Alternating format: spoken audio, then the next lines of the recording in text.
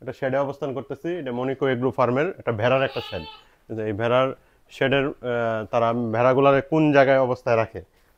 ভেড়াগুলো আসলে আমরা যতদূর জানি ছাগল ভেড়া একটু উঁচু জায়গাতে রাখতে হয়। উঁচু জায়গাতে রাখলে ঠান্ডার প্রকোপ থেকে বাঁচতে পারে। এছাড়া বিভিন্ন রকম ইঁদুর বা বিভিন্ন বন্যপ্রাণী আক্রমণ থেকেও বাঁচতে পারে। আর বিশেষ করে ছাগল ভেড়ার সবচেয়ে বড় একটা রোগ হলো ঠান্ডার সমস্যাটা। এটা থেকে বাঁচার জন্য আপনার ভেড়াগুলোর মাচার উপরে রাখা হয়। ঠিক আছে, এখানে আমরা এই এগ্রো ফার্মটাতে দেখতেছি খুব সুন্দরভাবে তারা মাচার ব্যবস্থা করছে এবং মাচার উপরে প্লাস্টিকের ম্যাটের মতো ব্যবস্থা করে দিচ্ছে। এর ফলে স্বাস্থ্যসম্মত এবং পরিষ্কার পরিচ্ছন্ন একদম একটি ফার্ম আমরা লক্ষ্য করতেছি।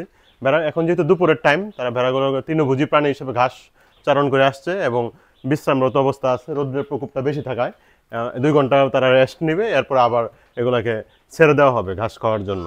সুন্দর একটি পরিবেশের মধ্যে ভেড়াগুলো অবস্থান করতেছে এবং স্বাস্থ্যসম্মত ফার্মটি আমি পুরোপুরি বলতে পারি একটা স্বাস্থ্যসম্মত পরিবেশে আছে।